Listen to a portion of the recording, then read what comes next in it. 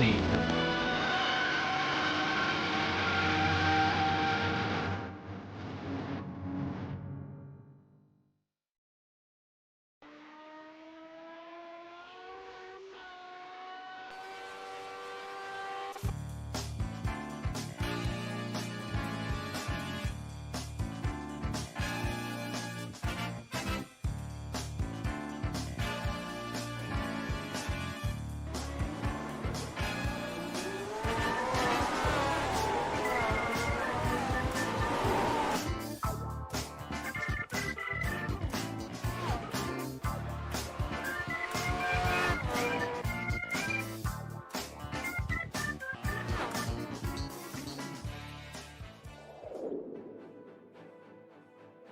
Togo's birthday victory has put him on top of the points, but the margin is precarious. Likewise, this small, narrow track is going to be a tightrope for all involved as we get ready to watch round 10 of the Lotus 49 Grand Prix Legend Series. And you'll see it all live here on the Global Sim Racing channel. Hi, I'm Joe Peak, and with me in the booth is Ossian Buhaka. Behind the scenes is our director, Daniel Costello, and he's using cameras provided by Dougie Beard. Winton is probably more familiar to our Australian viewers, but in case anyone is unfamiliar, let's get a closer look with our track guide. Welcome to Winton Motor Raceway. About 2.5 hours north of Melbourne, this track is a surprisingly small venue for the powerful cars that tend to visit here. Australian supercars, F3, and GT3 all shockingly try and squeeze into its tiny footprint. With just under 2 miles on the national layout, and only 1.25 miles for the club layout, the 10 and 12 turn courses often get described as more like go-kart tracks. As you'd expect, passing can be a real task since few straights are long enough to try and outbrake somebody. And though it is pretty flat, there's some interesting and unique features throughout a lap.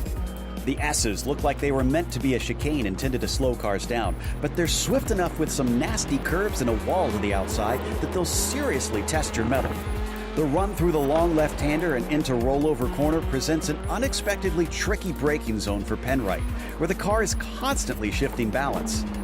Drivers will have to be patient past the iconic trees on the back half of the course, with racing mostly shifting to a slow single-file procession.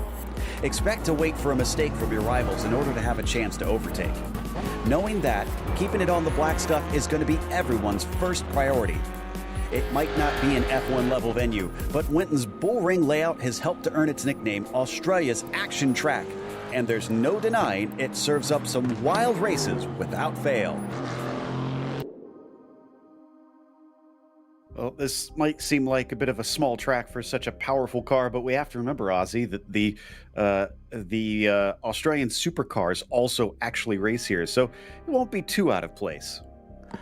Yeah, I know, Joe. It's one of those circuits where you look at the map and you think one of those classic circuits, maybe European national circuits from the 60s to 70s, a couple of tighter corners. It's really, as you just heard in the track guide, it is deceivingly narrow in that middle sector. And most importantly, it's got a turn called the rollover corner, which is something you don't want to do with these 1967 Formula One cars. I think it should provide some exciting racing, but it's also a bit claustrophobic. So we're gonna have to wait and see who handles the technical challenge best. Exactly, and they're going to be steering constantly, not much on the throttle around here. So really need to be precise with your inputs without a doubt. Now, as for the championship, I touched on it in the intro. Look at how tight things are. 2 points between Togo and Audrius, and we just have this and 2 more rounds to go afterwards. Nikola Kaki is still hovering around, only 21 points back, considering that is quite a few points, 60 points for a win. He is still very much in the game. Jason Clapper still sitting in 4th as well. Just an amazing season for him. And Mick Claridge is a fair ways behind at this stage. He's probably more on a rear guard, fighting off John Olsen with a single point separating them. But there are no points from Kevin Verbruggen down to Kurt Clapper. They are all tied for 7th place. So today, is going to be decisive. But that's just the F1 standings. Ossian, how are we looking on the F2? Well, as they roll onto the screen, we see that it's Josephine Becker in the lead in the F2 standings, with Tobias Helmvi in second place and Andres Bruno rounding out the top three. You got Mats Linden in fourth, and once again some tight standings. Becker there in a good, solid lead, but then you got only 16 points separating second all the way to fifth to Jannes Carpentier. Then it's Manuel Maticic in sixth, Thomas Tuba in seventh, Campbell Wallis in eighth, Donald Peake in ninth, and Alan Graham rounding out your top 10 in the Formula 2 division. They also run a Cup of Nations over here, and it's a bit silly looking in some places because, of course, we have England and the United Kingdom on the board. But with the great season that Togo has been running, he is really carrying the Japanese up to the top step. The UK and the US only have 2 points between them, so that's been a very tight fight, with only 10 more back to Italy and then only 3 more back to England. It's looking like second down through fifth is going to be up in the air here in the final stages of these last few rounds. Of course, we also have viewers who might not have tuned in before ASEAN, so why don't we take a quick look at the race details? Yes, sir, absolutely. It is round 10 out of 12, so just 3 rounds, including this one, remaining on this season. You got 25 laps of this 3-kilometer, 1.8-mile circuit. Open setups, meaning that you can adjust your car however you like within the parameters of the setup limitations, of course. No spare car, you bin it, you buy it, and that's gonna hurt. Drive-through at 17 incident points and disqualification at 25 incidents for all who feel a little bit naughty out there. That's a good way of putting it. And let's not forget that if you're watching this and thinking you want to get involved, you can, because now they have the best deal all year long, the Black Friday sale, which has 50% off for new members. And then if you already have a membership, it is 25% off. And you can actually do it for 2 years. I know there are a lot of drivers that will take advantage of that every time this comes around. And update. Like I said, this is the best deal that they offer every single year. It's honestly an event that many iRacers look forward to and mark on their calendars. Now, in the qualifying, Togo Hisata initially was on the pole position, but Nicola Kaki has managed to take it away by just over a tenth. But Nicola has taken both of his laps, and Togo just does his second one, but it's not good enough. He only gets within 400ths. Oh, so in a track where track position is at a premium, really, overtaking opportunities few and far between, you really don't have those long straights, long braking zones where you can try and make those daring moves, try and make the draft work. That's gonna have championship implications potentially. Let's not forget that Valenteus is still going to set his first lap. He tends to do this. He waits until late. And I think he's just coming across the line now. So let's see what this first one is. 20.3. And that's now put him on the front row ahead of Togo Hisata. Our top 4 are split by half a tenth of a second. That's how tight it is around this short, tiny track. And I mean, he still has one more lap to go. I have a feeling he's going to be on pole next time by. Yeah, probably so. But then again, you have that first lap down, you got a good lap time, you want to improve a little bit. There's always the chance, even for someone as good as Audrius Valentieus, to make a little bit of a mistake. It doesn't take much, run a little bit wide and invalidate that second lap. For the first time viewers, if you take an off-track penalty, meaning if you exceed the track limits, that's going to invalidate your lap, and there is 10 Claridge over the line and takes the pole. Oh, so it was only half a tenth between the top 4, but he goes almost 2 tenths ahead of Nicola Kaki. Valenteus just about to finish that second lap. You can see the braking down into Advanced Petroleum corner, and then one more to go. A pair of slow right-hand turns as he accelerates towards the line. Is this going to be quicker than a 120.151? No, it is not, but it is close, as he comes within 200ths of Mick Claridge. That's going to be a real fight up at the top. And no surprise, this is not everybody's cup of tea. I can tell you that Josephine Becker in the sim chat has said, I cannot drive this track. Horrible. Despite leading the F2 championship, we'll see how she fares today, as she has been good all season long. Well, you know, it's the same for everyone. Oh, excuse me. You know, it's the same for everyone. Always the Finnish perspective on things as we check in with Sandeep Banerjee. I'm not sure if he's shown up much this season. I'll have to check the stats, but he has long been a regular in this series. In fact, he's been around since when I was still racing it way back then, which is more than 10 years ago now at this stage, embarrassingly, as we watch him come around down to Northern BM corner. He's got about 25 seconds to go, and he does have this second lap. Can he get to the line in time? Man, I remember Sandeep from like TBK forums back in the day and V8 Thunder Online, and that's like, we're talking late 2000s here. He's been around for a while, but yeah, let's see if he makes it to the line. Takes the last corner nice and tidy. Little bit early on the doesn't make it to the line, I don't think so, because he was a little bit late on the throttle. I meant to say early, but he's late to the throttle, and that's not gonna be the kind of result that he was probably looking for. Yep, just maybe 100 feet or so shy of being able to cross the line before that time hit zero. Unfortunately, it looks like our grid is set, and it might not be the biggest field we've seen, but for this short of a track, it's going to be pretty messy out there, I imagine. Mick Claridge on the pole with Audrius Valenteus in second, Nicola Kaki starting from third, and Togo Hisada only fourth, interestingly. Gary Ho P5, Leo Sequeiro in sixth position.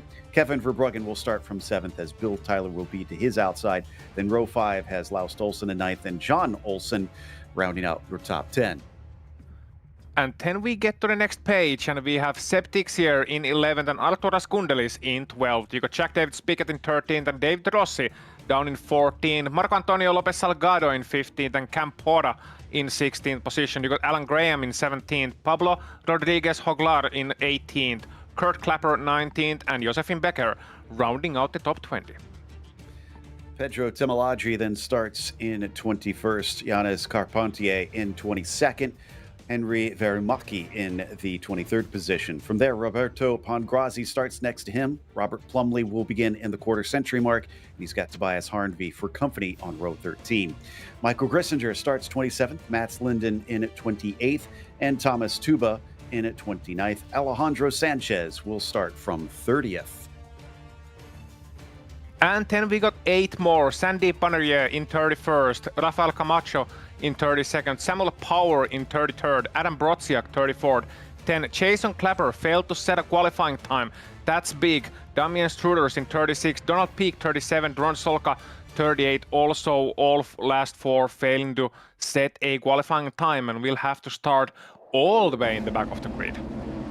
Indeed, looks like everybody has gridded up as the green flag is out and off the line. Togo Hisada goes nowhere back there, but Audrius Valenteus is good down into the first corner.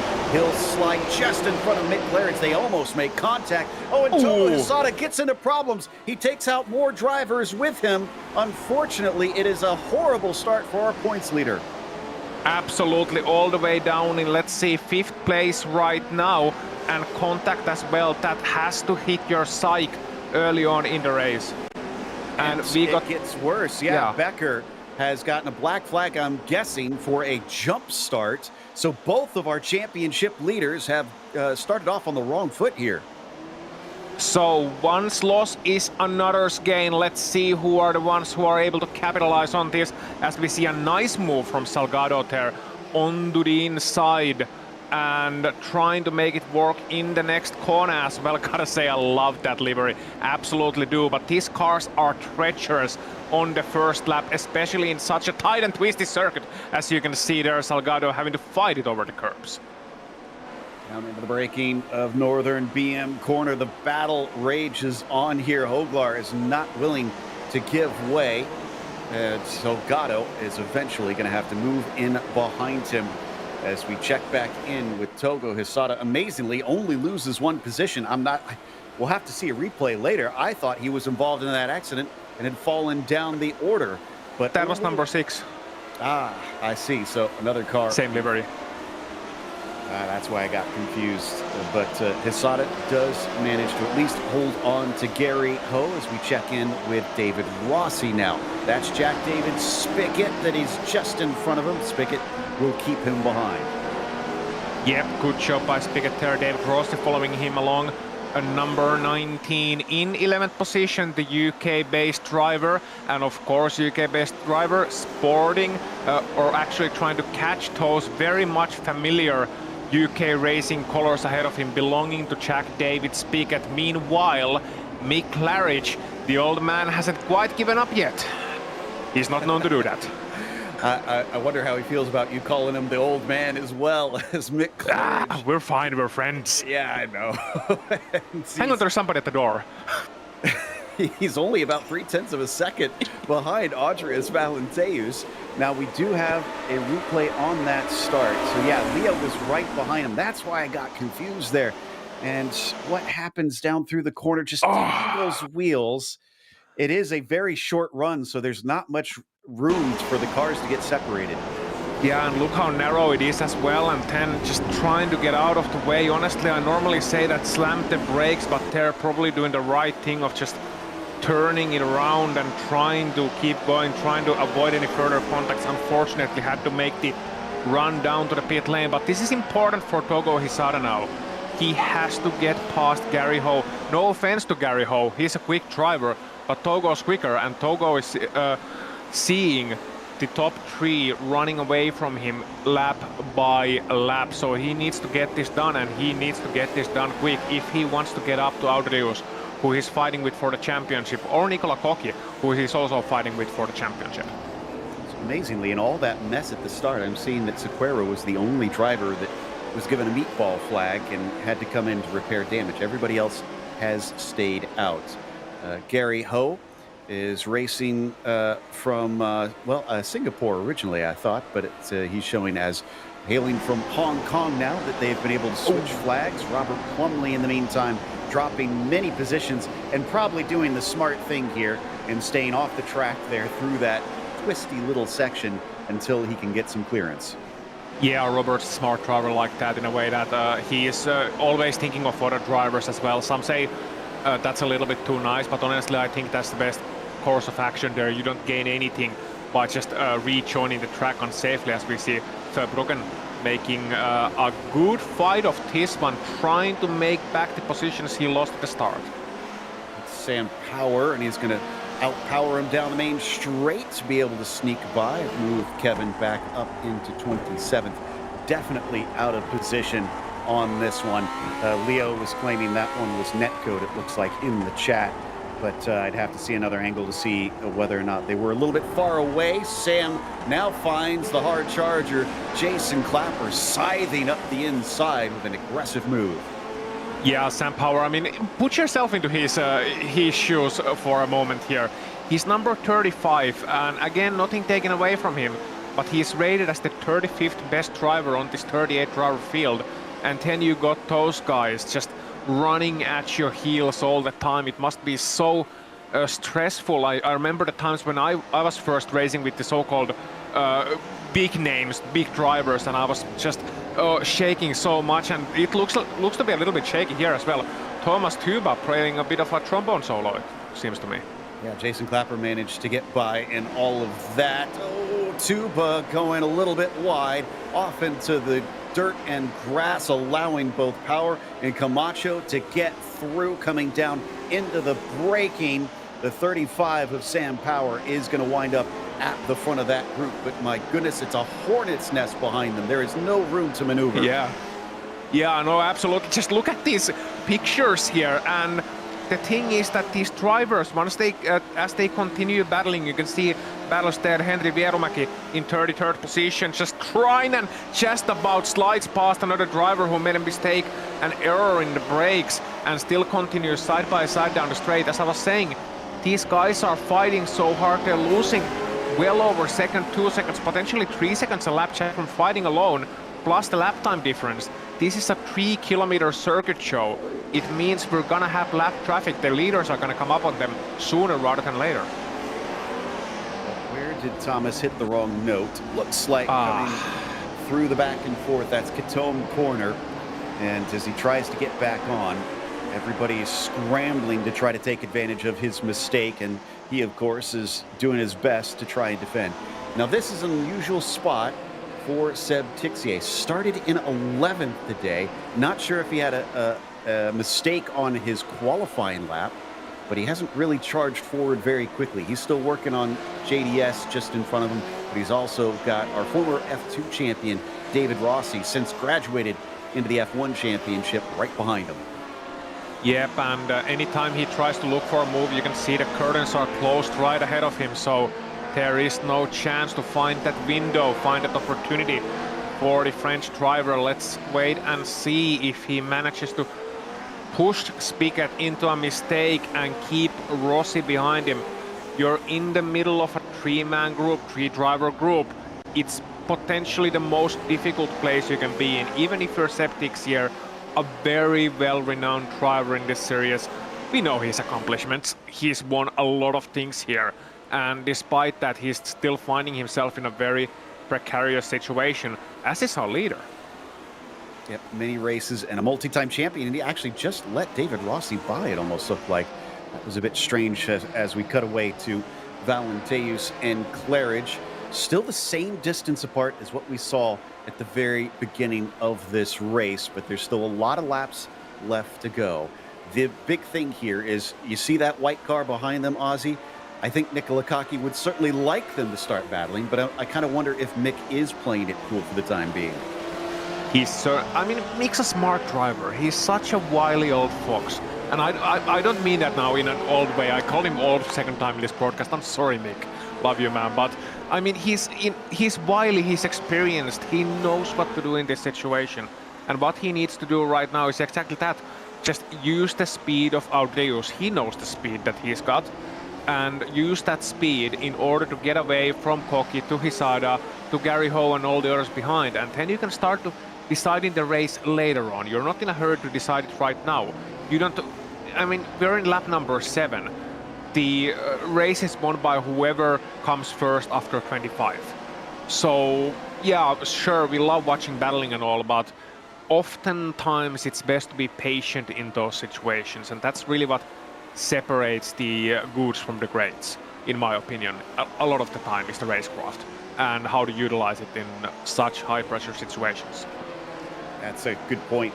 We see Togo Hisada back and forth as well. If you're wondering how he got there, that's because Gary Ho had a mistake coming down into Honda corner. So that handed it right back, and Gary's lost a fair bit of ground from what it looks like on our pictures.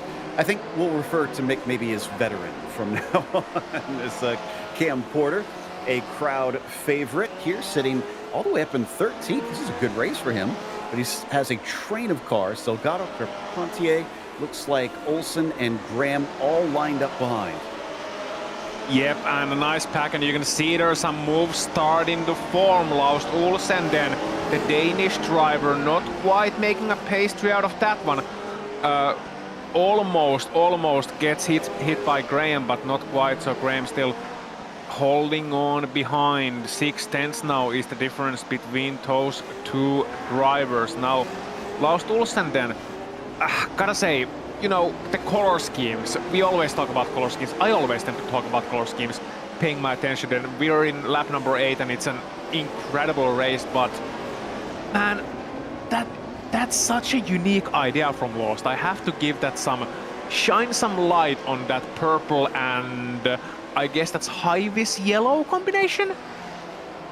See, I always thought of it as blue and yellow out there, but no, that's purple. Okay, I could see it as maybe a bit of a violet. Anyways, regardless, yeah, it's iconic. Plum. He uses it on all his cars, and it's easily recognizable. Actually confused me at first because I thought maybe it was kind of reference to Brazilian colors. Josephine Becker, how's she faring on a track that clearly she doesn't like? She's down here in 31st, recovering from the penalty at the start, doing her best to try and make up for it, and actually just gets one more up to 30th past Verumaki. Yep, Verumaki just has to wait and let the Formula 2 leader pass. Now let's see what's the next move for Josephine Becker. She certainly has not given up at all, not at this point nor at any point. There's a reason she's leading that Formula 2 championship, but the further she advances up the pack, the steeper the uphill climb is going to become.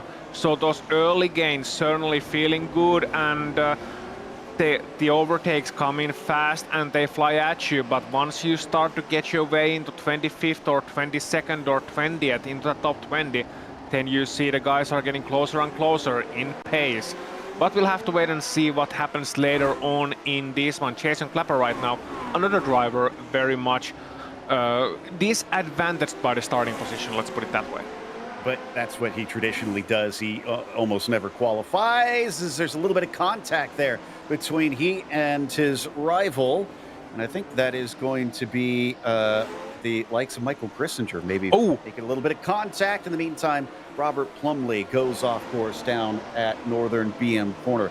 By the way, you mentioned 22nd, and the driver that is 22nd is, well, it was Tobias Arnby, now it's Kevin Verbruggen, and Tobias is the one chasing Josephine. So that is her task right now, to catch up. She's got, looks like about 5 more positions to get up there. In the meantime, Tim Audrey here in 19th spot. He is chasing on the other Clapper, Kurt Clapper, just ahead. Yep, so they are certainly gonna go fast. They're certainly gonna fight in a few moments time now. Pedro Temeladri, the Argentinian driver, again, lovely color choice, very traditional Argentinian livery.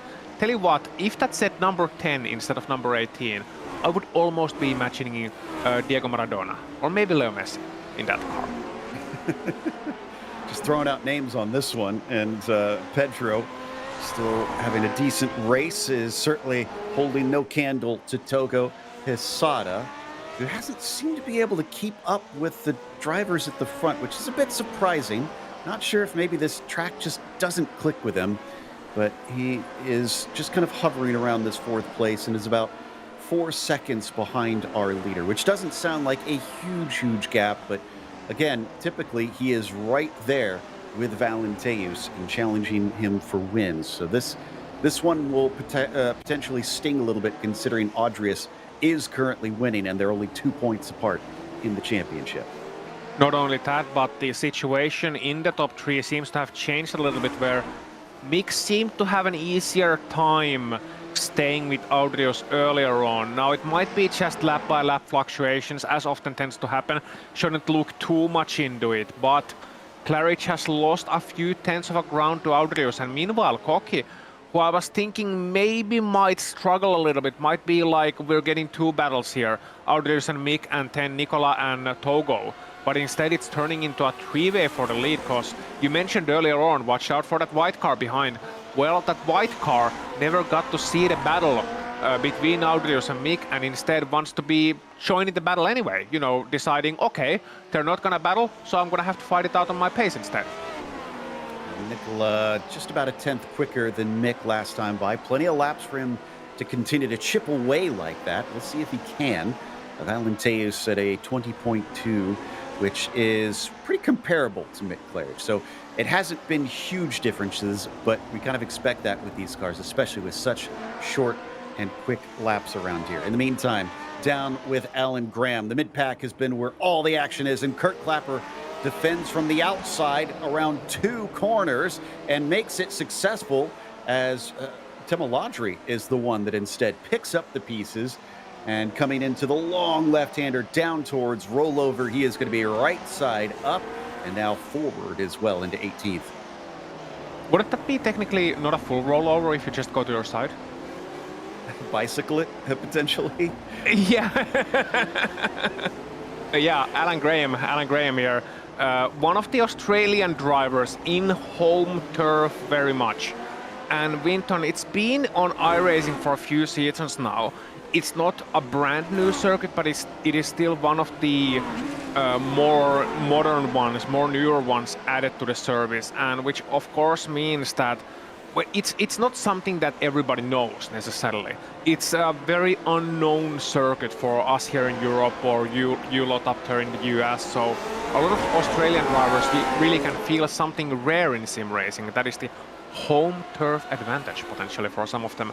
Let's see if one of them is able to capitalize them. Graham potentially holding on to a very good position here, looking at that compared to his number. Meanwhile, Nicola has officially caught up to Mick, and Mick is now under some real pressure. You know, I looked at the laps once again. Last lap for Mick was about half a second off. He must have had a little bit of a mistake somewhere, and he is pushing all the way to the edge of the track. You can see him just kicking up bits of dirt and clod there, coming down into the left-hander.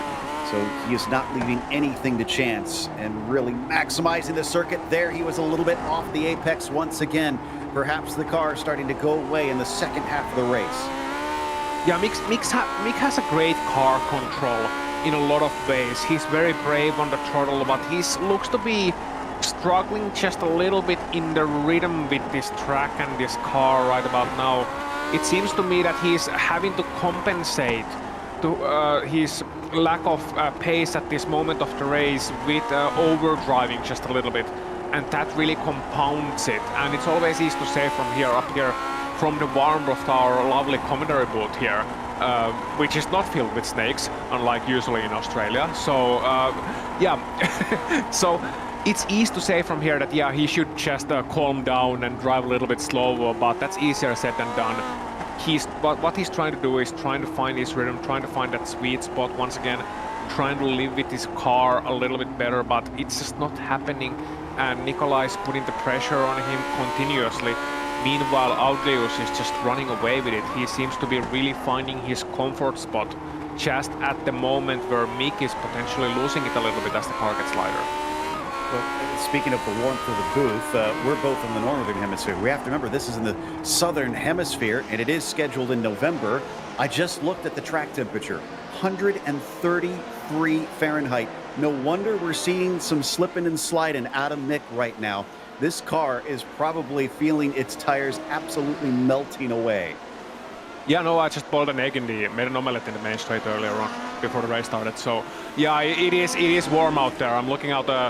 If we break the immersion for a moment, I'm looking out from my real window. What I'm seeing is snow outside at the moment. So that's a bit of a drastic difference here from Finland in winter to Australia in the middle of the summer. And yeah, these Lotus cars, the Lotus 49s, they don't have any aerodynamic grip, mind you. They actually generate lift as the speed increases. So the car wants to get, well, it doesn't get airborne, but it wants to lift up the front just a little bit as the speed increases. There's nothing to really stop the car from doing that. The tires are old style cross-ply tires from the 60s. They're very hard compound, very different to what we're used to in the modern day. So in a lot of ways, these guys don't have much grip to begin with, and then you put the track temp and these slicky, oily kind of conditions and this tight technical circuit, and yeah, it's not easy for anyone. Back to Kundalis. That was a lapped car, by the way, that they went by off track there, so just staying out of the way. But Arturis up from 12th position. Pretty good gains here, 5 spots, and fighting with Bill Tyler. Also has Gary Ho right in front of him. After that, such a great start from Gary Ho, that's got to be frustrating, but I suppose maybe the pace doesn't look like it was there to try and keep up with his Sada. So 2 more cars potentially for Kundalis, who races in all 3 of the vintage series from time to time, and is certainly doing well here in the oldest of those cars. Absolutely, absolutely, and there is a sort of camaraderie with a lot of the historic series drivers, having seen it where, you know, there's the 49 guys and there's the 79 guys. Tomorrow, Classic Lotus Grand Prix, of course. Later today, it's going to be the IMSA Vintage Series, where they're getting to join a little bit of multi-class action. And some of those guys, they race all 3, some race only 2 of the series. And there's also a difference where Of course, two of them are open wheelers, 49 and 79, and then you got the Audi in the IMSA Vintage, which is a very different kind of beast altogether. So to be able to calibrate your brain between 3 or 4 very different cars, 3 very different cars in any case, is it takes a lot of courage, and it takes a lot of talent, not only talent, but also skill and dedication to actually put that talent into good use and turn it into skill, which is the most important thing, as we're watching Pablo Rodriguez Joglar in 12th place at the moment in that very, very bright green car, and he has quite a scalp ahead of him. Yeah, Seb Tixier. And, I mean, he's right on top of him. Seb, since he got overtaken by David Rossi, has not been able to get back by. He's got to watch out, or he could lose another spot here from Pablo. But I think Pablo is a great racer in his own merit, because he's got that number 7. Compare that to the 11 on Seb Tixier. Granted, this is a secondary account for Seb. He had another one that was, I think, the 7,000s or so. And that's Tobias Helmvi. That's the Swedish driver who is second in the Formula 2 standings, involved in a ding-dong battle there, ending up losing a spot, sporting that number 27, and side by side through the first chicane there. That's always here when you do it up here. There's not much room at all, but getting stuck into this battle now. I'm curious to see what's Josephine's current position at this moment in time. Yeah, exactly. So it's getting so it might not be as much advantage Tobias as we thought just a couple of laps ago. She's done a great job recovering on this one. Like we said, that's her main concern. Yeah, getting up to Tobias Harnby, just separated by Pongrazi at this stage. There you can see all 3 of them together, and Roberto's going to go a little bit wide. She can't quite manage to get through the door on that one. He'll go wide a secondary time. She cuts back underneath, gets the launch off the corner, down to Northern BM corner. And has she got this one done? Not completely yet, and now she is through. She is motivated today. Absolutely not letting anything get in her way at all. Just saying, you know, saying before the race started, this is a difficult track, not enjoying this track in practice, not enjoying it in qualifying, as we could plainly see, then getting a jump start in the race start, and I think that was the kick that she really needed to get going right. Screw the haters, screw the problems, I'm here to drive a race car, do what I do best. And, you know, it works for some people like that. And getting up the inside and into 23rd. Wow, that was a sweet move on the Swede. And my goodness, wasting 0 time getting by both cars. She rocked up to the back of them, and within a lap was past both. Michael Grissinger is the next on her list. No doubt also going to try and get by that number 30 machine. Down to 7 laps to go. Yes, this has been a difficult track, but it's put on some interesting racing. Back in 15th, Laust Olsen versus Carpentier. He's got the inside, but Laust has got the speed. Carries a little bit too much onto the main straight. Whoa! Oh! Gets onto the grass on the exit, or gets onto the mixture of grass and sand and gravel that you got going on there. Not offering as much grip as the gray stuff, and there you see the result 10. Trying to get back on track, don't spin again, not in front of the other drivers, gets back in 20th place, but that was Laust Olsen. Maybe getting a little bit over anxious, but was just about to comment on how he had a bit of a wrong approach, braking a little bit too late on that corner to really make the move stick, get that launch onto the main straight, and I think he realized that and just took some excessive liberties with the exit of the corner, let's put it that way, and ended up paying the price. That sends him back to 20th. Bill Tyler, kind of a quieter race, at least from what we've seen. Haven't really caught a lot of action from him, but he's running in 6th. Kundelis still right behind him. We kind of touched on it a little bit earlier, but it looks like he's just slightly closer than what we saw before. Down to about 0.3 of a second, trying to catch the American, but the Lithuanian driver has got to try and find the right place to get by. We saw how Josephine Becker was able to do it. What can Kundelis do to manage to find an opening? And here we switch back to Togo Hisada one more time. Man, it's like 1992 Olympics with the Lithuanians being all over the Americans here. Only this is not basketball, this is some classic car racing here that we're talking about. That's a reference for the old ones. Thank you very much. You lost me on that one, so I'm glad you clarified. Yeah, you have some required reading to do, man. You have some required reading to do. 1992 Summer Olympics and the Lithuanians versus the American Dream Team. That was quite something. Togo Hisada there in your pictures. The Japanese driver, the championship leader in 4th place, all in his, what we call up here, the Royal Lonesome, in a way. But just outside of the podium, sadly, and hasn't quite had the pace today, but looks to be taking what's called a defensive victory today. Damage limitation, that's the word. I don't know that he'll be leading the championship because they do have drop weeks in this series. Yeah. So that can affect it somewhat, but with 2 points between them, and I'll have to check to see what you get for 4th. I know it's 60 for a win. I'm not sure that he's going to be on top after this one. Mick Claridge, he's definitely on a defensive mode now that Nikola Kaki has caught up to him. You can see that Nikola has been sizing him up, but he hasn't been able to get by quite yet, and he's going to have to get maybe just a little bit closer and maybe hope for another mistake, which we've seen a couple out of Mick already this race. Yeah, we have, and well, he's an experienced driver. He's a very good driver in these situations. I know he feels pressure. Everybody feels pressure. There's not a single driver in the world who doesn't, even if they say otherwise, even if they act to the contrary. But he's got quite some pressure from Nikola, who's been up in his tailpipe for the last 10 laps or so. And that's the worst feeling. When you fight with somebody right from the get-go, you can sort of adjust to it. You can sort of be like, okay, well, yeah, he's sticking up to me because draft, because whatever. But when somebody catches up to you, especially up in the pointy end of the field, and then they start to look for that chance, you just know that, man, I wasn't fast enough to get away. I lost the leader, and I wasn't fast enough to get away from this guy. This guy's been faster than me. How can I hold him back? You start to overthink it a little bit.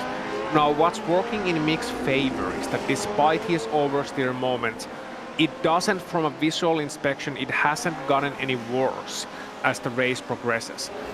He was in some trouble pace-wise from lap 10 or so, but it hasn't gotten any worse, as we're watching Josephine Becker potentially getting another position, and does that. 22nd. She'd been working on that for a couple laps, now finally gets by Michael Grissinger. They were side by side earlier that we had missed as Laust Olsen. Does he take another spot? Yeah, that's Alan Graham, the Australian, losing that 19th position to Laust Olsen. The other thing that might be pressuring Mick a little bit, Nikola Kaki has that fastest lap right now. So he clearly is a quick car, and he does even look closer. Yeah, it's down to a quarter of a second behind Mick Claridge at this stage.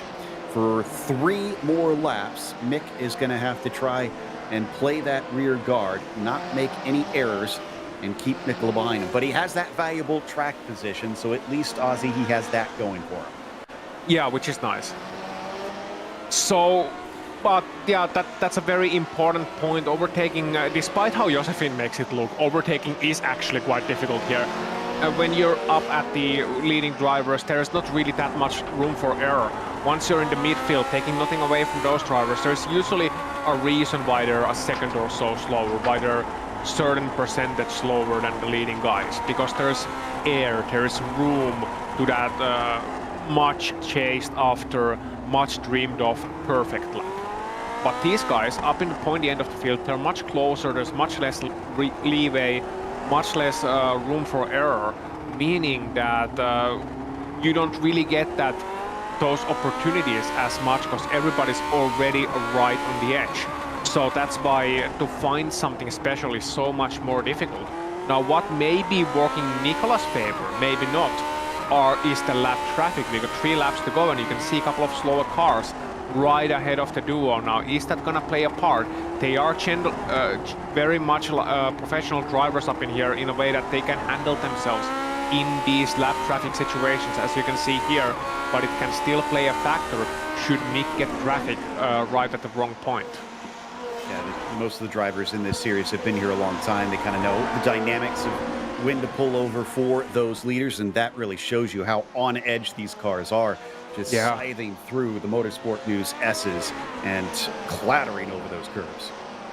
Absolutely, it's so difficult because when you don't have that aero, when you have limited amount of grip, and you still got 4,500 horsepower to put down, but there's no weight to the car whatsoever. And as it gets lighter, it gets even twitchier in a lot of ways. So you're all the time operating in the optimal slip angle of this car is higher than what you find in any modern race car, meaning that you sort of drive it more with control. So you drive it more like a superbike, motorbike, than a modern fast four-wheeled race car in a lot of ways. So you can see it teetering about, being on the edge, and it can seem twitchy and it can seem loose, and it is.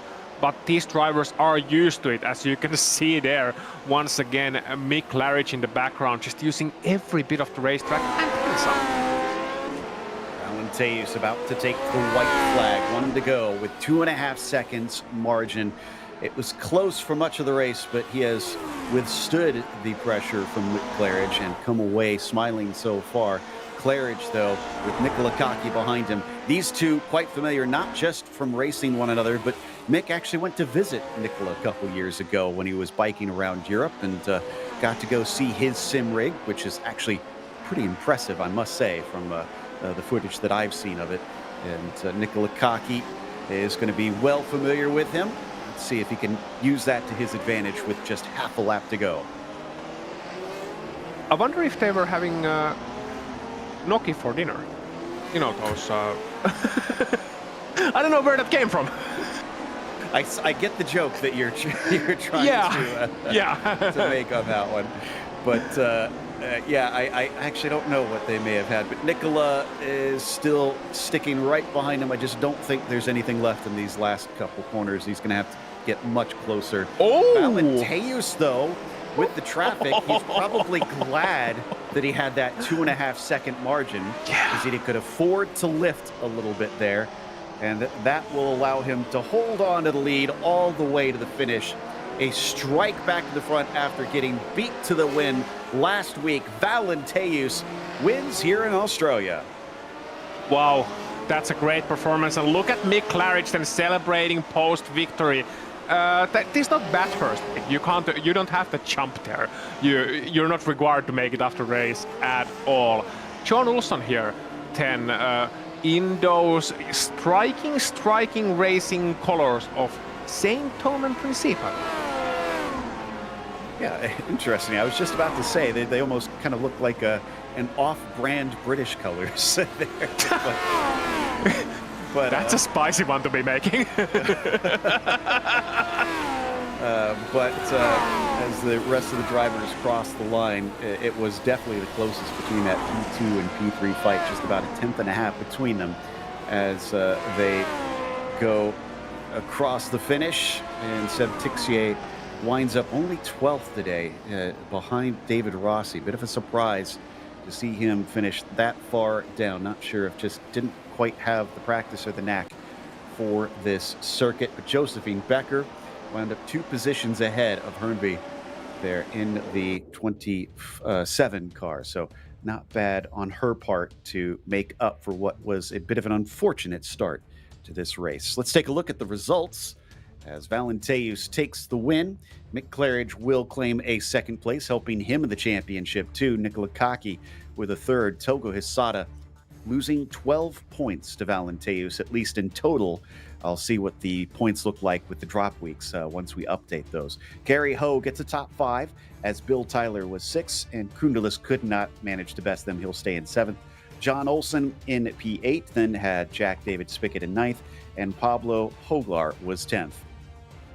Indeed, and as you move on to the next page, you already touched on this. David Rossi 11th, Seb Tixier 12th. This could be 1 and 2 in some of the races in the past. Cam Porter 13th, Yannis Carpentier in 14th, Marco Antonio Lopez Salgado in 15th, Jason Clapper and Kurt Clapper finishing 16th and 17th, with Jason taking the win in their rivalry this time around. Petro Temiladri 18th, Laust Olsen in 19th, and Alan Graham rounding out the top 20. 21st will go to Mats Linden. As we mentioned, Josephine Becker was 22nd. Michael Grissinger, P23, then sees Tobias Harnvey in 24th and Roberto Pongrazi in 25th. Sandeep Banerjee was 26th. Alejandro Sanchez, 27th, and Henry Virumaki in the 28th spot. Robert Plumley, unfortunately, last one on the lead lap in 29th, and Sam Power in 30th. And then I'll just take the rest of these. A lap down for all of these cars. Tuba, Struthers, Don Peak, Brodziak, and then Camacho 2 laps down for Bruggen, the first of our DNFs, Sequeiro, and Ron Solka behind him at the end of the day. Interestingly, it doesn't look like we have anybody ready to chat with, so we'll give it a bit to see if anybody shows up. Usually Mick and Nicola are regulars coming around to try and chat with us. But Ozzy, like we said, this is a track that's going to be difficult, and I think we saw that with the number of mistakes that drivers had. No, yeah, absolutely. It was a difficult track, the difficult race for many drivers.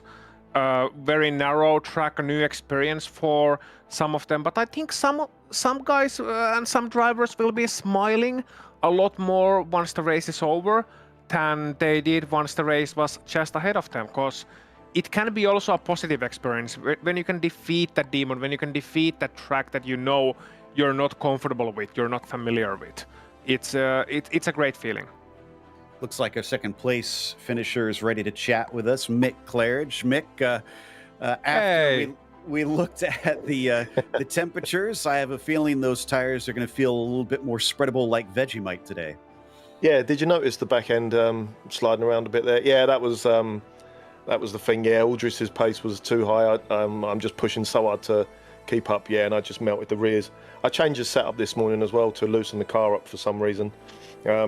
And it was quicker, but it was a little bit more deadly to drive. So, yeah, that's what happened there. But, yeah, it was a good race. Yeah, it was all right. Good holding off Nick. Yeah, and that was a real change there. Like you said, at first it seemed like you were putting the pressure on. With Nicola not that far back, we were curious if you were kind of waiting or was it just a case of that was as best you could to keep up with Adrius? Well, it was all three of those. It was try and keep up with Aldris, wait for some back markers, and then just watch Nick behind and see what's going on there. But yeah, that was the main thing. Just focus on that car in front and try and stay with it, you know. And lastly, we have a very important question.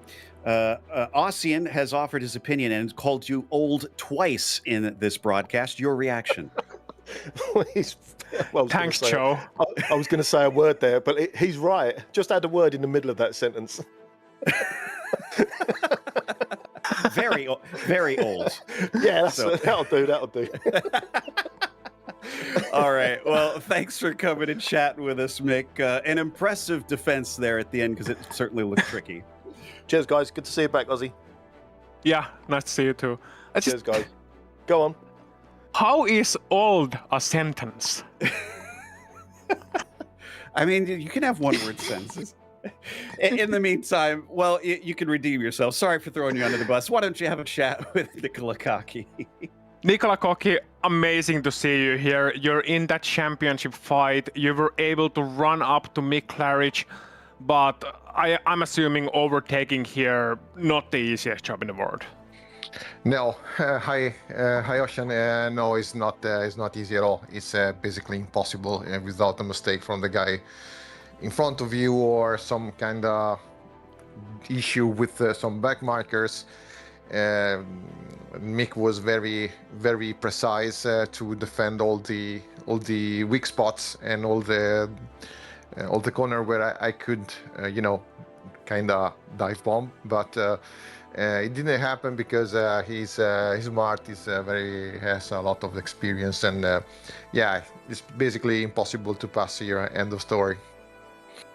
Yeah, it's especially when all the leading drivers are so close to each other in the pace anyway. But how did you like the circuit?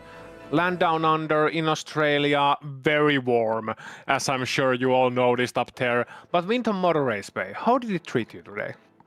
I kind of hate it. I kind of hate this track. Oh, But that's something that doesn't really bother me because most of the times the track I hate are the track that I am the quickest. Maybe because I want to pass the least amount of time there, and so yeah, it's not super terrible, but I mean for hot lapping, but for racing, as you saw, I could do nothing basically, and it's a little bit frustrating, but because I think I could had a chance on Mick if we were in another track and not this one, but it's something that happens sometimes.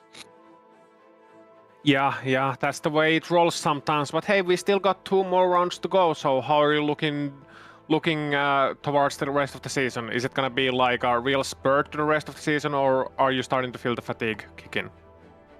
Well, it was pretty hard for me to get in the race today because of life. But I'm still happy that I could be able to be close to the guy in front.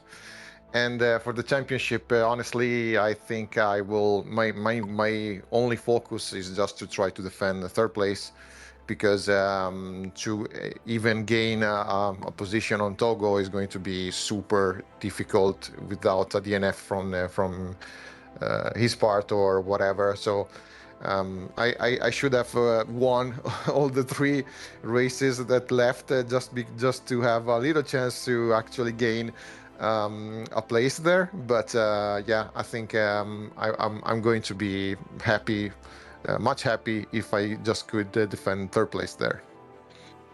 Well, let's hope you are on that championship podium come the end of the season. Thank you very much, Nicola. Normally I'd let you go right now, but a quick question, a real quick one.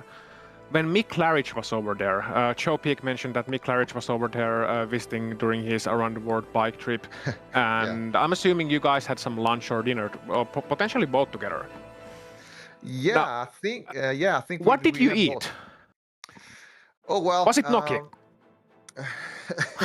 Well, it's not very easy to answer, and but it's some kind of tagliatelle, a ragu, which is some tomato sauce, and I bring him Bellissimo. to a very good place, which is absolutely famous for some kind of dessert, which is some kind of milk baked basically, which is very traditional in my place here, and is the best of the world. If you want to eat, you have to go there. And he was pretty shocked about it, and yeah, we did it well, but we are in Italy, so it's pretty easy to do. Lovely. Thank you very much for that. Now I'm hungry, and well, see you around, Nicola. Congratulations for a podium finish. Thank you, guys. Thank to you, man, and see you next time. Bye bye. Joe, are you hungry? Yeah, you should have known asking an Italian about food, you'd make yourself hungry. We are going to chat with one more driver, Cam Porter. A great race today, finishing in 13th. And on top of that, Cam, did you just wind up ripping off those rear view mirrors? Because you had Salgado right behind you for quite a while. Yeah, he was putting a lot of pressure on me. I was just trying to hit my marks, but dang, this is a very challenging track, especially in the really tight section in the middle. Just really struggling to get the car to turn there. You just got to be so precise with your braking and turning. And unfortunately, Nicola talked about how difficult it was to pass at this track. There is a way to pass at this track. You just bump the other car out of the way, and that's what happened to me. The driver that asked for a clean race at the beginning bumped me out of the way to pass me, so that was a little bit frustrating, but had a good result. 13th is excellent for me. So the take it easy into turn 1 stereotype rears its ugly head, unfortunately. I did manage to see a bit of that contact as I looked back at the replay. I don't think we saw it in the broadcast. Did that have any effect on the car? Was it okay after that?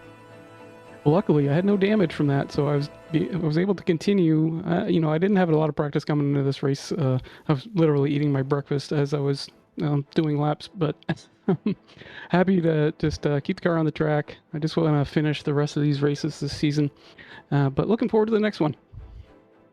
Yeah, and that next one going to be a complete opposite of this. We're going to Le Mans.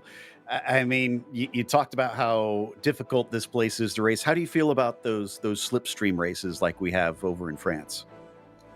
I enjoy the variety, mixing it up every once in a while, coming to a really tight bull ring like this one, and then going to Le Mans. I mean, that's one of the reasons why I like racing. It's the variety, and I seem to remember having pretty good luck the last time I raced at Le Mans. So yeah, really looking forward to that one. I hope it's a thriller. Well, I am completely with you, and I love that response. Just get a bit of everything. Again, congratulations on a 13th place today. Thanks, Joe. We'll see you next week. That's Cam Porter. And that's going to wrap us up. Before we get there, we do want to, of course, mention that we have the Black Friday sale happening. So make sure and look out for that. 50% off if you are a new member, 25% off if you are renewing your iRacing membership. This is the best deal that you can get all year long. So make sure and take advantage of that. Thank you to the team today, Ozzy, Daniel, and Dougie. Make sure to subscribe to our channel so you don't miss a moment. And like we just mentioned, we're going off to Le Mans. That'll be Saturday, November 29th at 8:30 a.m. Eastern for our next round, the penultimate round of the season. A little bit later today, the IMSA Vintage Series also going to quite a fast track. It's Hockenheim, and that'll be at noon Eastern. Be sure to check out our other broadcasts that we have listed here on the screen. And until next time, race clean, race hard. We'll see you on the track.